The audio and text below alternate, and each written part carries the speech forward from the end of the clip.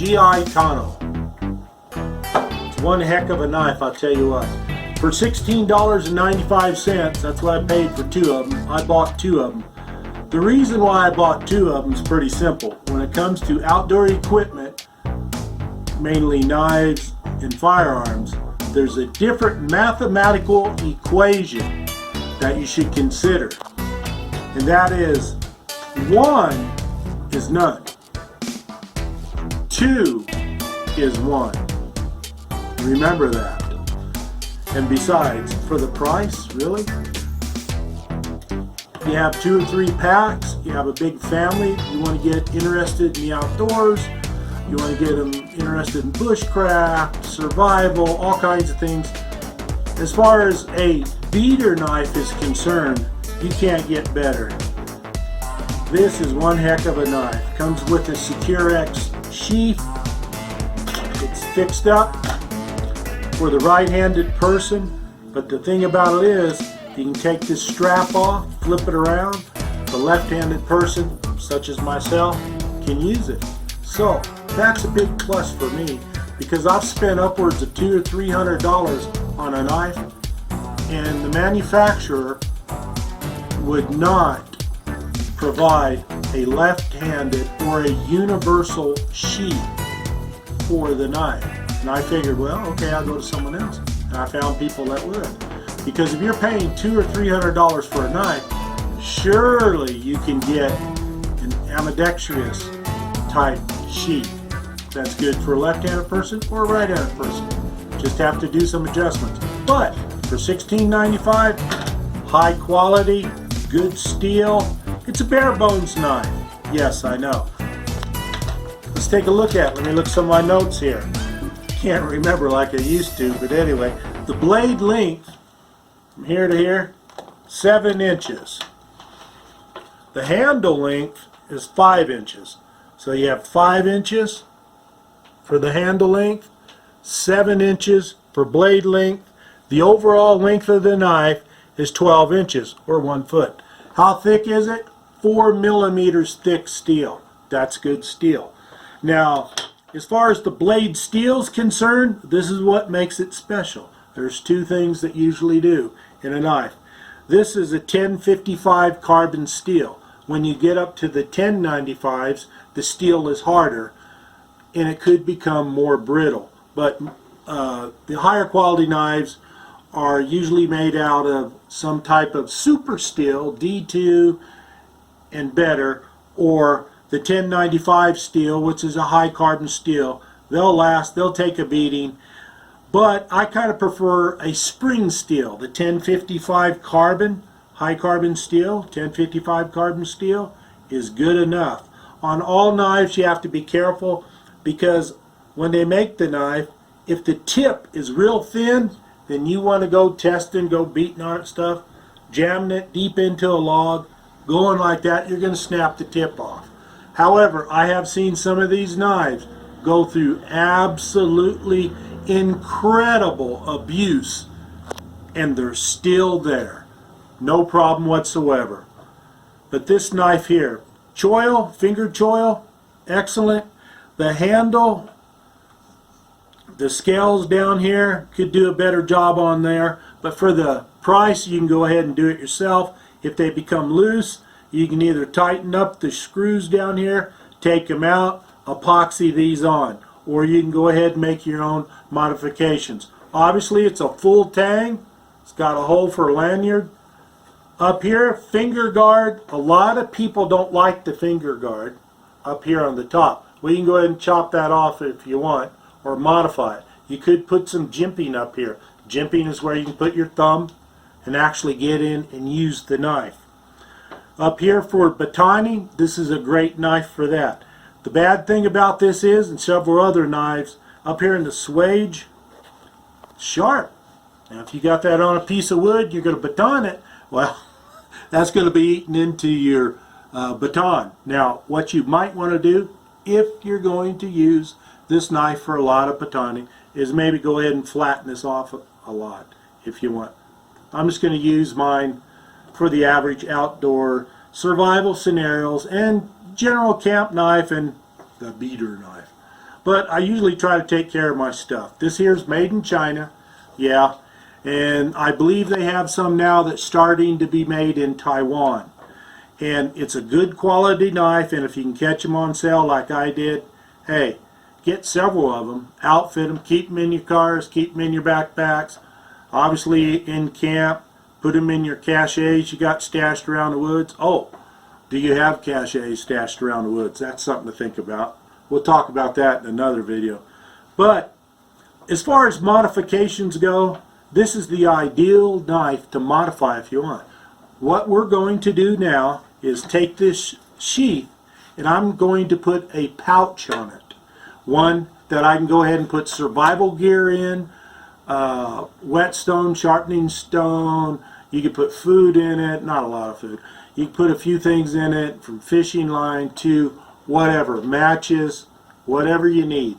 It's something that you can use. You can strap this down to your backpack. It's an excellent knife, excellent combination. Let's get started on that right now. We'll go through some basics and see what it looks like when it's finished.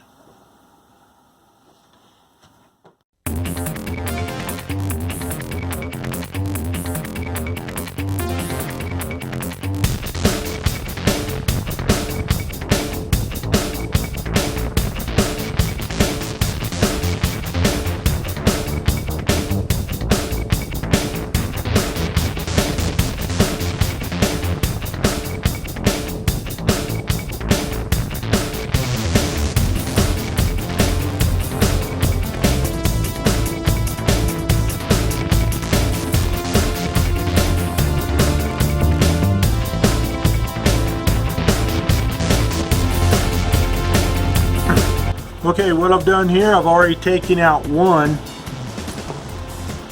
snap. Used to be right there. Now let's try to take out the other one.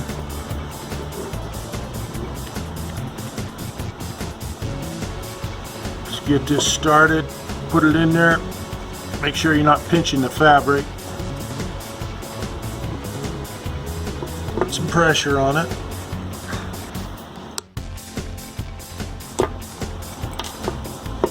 There you go. We got the other one out of there. Fabric's in good order. Now that hole that's there,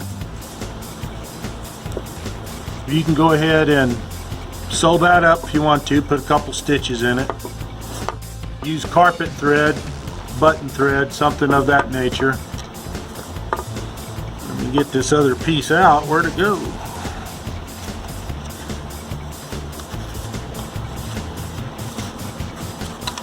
There it is. And we've got it. So there you go. These snaps, which used to hold and snap into here, both of these used to be on the back of this pouch. Had to use a razor blade, in this case a scalpel blade, to go ahead and cut this off. The normal seam ripper would not work to go through here. Wasn't strong enough. There's some heavy duty stuff here, which is good. Glad to know when I was in the military they used heavy duty things. Anyway, so we're going to end up putting this pouch on this sheath for the GI Tanto. So I'm modifying this pouch so it lays flatter, and I will be able to later line up everything, stretch this out a little bit, make sure everything's nice and flat. I'll probably end up putting a piece of wood in here to get this really flat. And then I will take this pouch, put it on the outside of this knife sheath, line up right where I want it. Make sure it's not up too high. Maybe even make sure it's down a little bit low, but I'll get it where I want it. Make sure it's all square. Then I'll go ahead and mark with a permanent marker in through these holes onto this backing.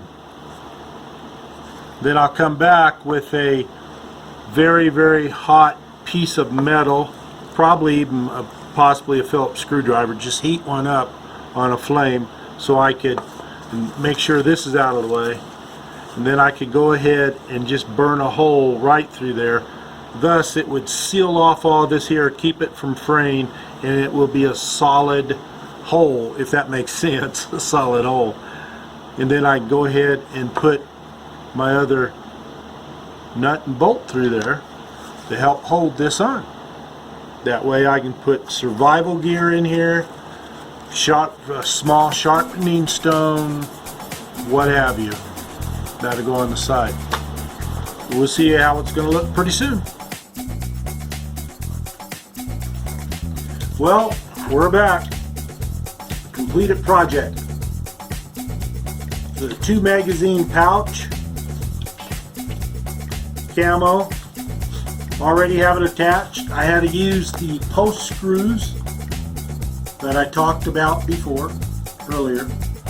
And on here, the screw heads had to be on the outside instead on the inside of here, where I could go ahead and tighten them up because I couldn't get a screwdriver in there. Anyway, got those tight. What you can do, you can come back, you can put I guess fingernail polish, the clear type on there to lock the screw threads down, or go ahead and use screw locker. You have to remember this here is aluminum, so you could strip these if you get them too tight. And I went ahead and I switched the strap, carrying strap, over to the opposite side because I'm left-handed. I got everything situated. There you go. The whole thing can strap onto your belt. And go ahead and have a leg tie on the bottom part of the sheath, just like on here. Everything's the same. It snaps. I put an orange lanyard on the top so I can see it easier in case I drop it or for whatever reason it comes out. Let's see what I got in here. Now this is just some things I threw together. You can obviously use your own stuff that you need for the environment you're going into. Okay, now it has a clip, I should say a snap, Velcro. Let's see, now obviously I have a flashlight, 65 lumens. It's bright, it does the job. You have to be careful with this particular one because it's on top. You have to make sure it works its way down in there. Otherwise, if it's really packed tight, this could here snap on, then when you need it, it's useless. So remember that. Okay, flashlight. Look at what I have here. Ferrocerium rod, fire steel. We're going to throw some sparks with this. It's a heavy one. You can use a smaller one. They make smaller ones you can buy at the store locally. 550 cord, or you can use other cord. And granted, you can still put more in here if you want. Now here, your matches, so-called lifeboat matches, tinder, other things there. Okay, we got that. What else we got in here? Water purification tablets. And that's about it. Nope. Look what we got in here. Small sharpening stone. Now, you can still put more in here, rearrange things a little bit, use some different type cordage if that's what you want. You're going into an area where you can go ahead and fish. Well, obviously, in a little small plastic bag, you can go ahead and put in some already snelled hooks, some monofilament and or other cords, some weights, maybe some flies or something. You have yourself a little portable fishing kit. That's not bad for here. Now you can also, like I said, mix it up a little bit, put in different things. That works. This is just one modification to the GI Tanto by Cold Steel. It's a great knife. It's a great setup. It's reasonably priced. I like that a lot. And it's going to save you money. I hope you enjoy it. Right there. Thank you very much for watching. I hope it helped you out.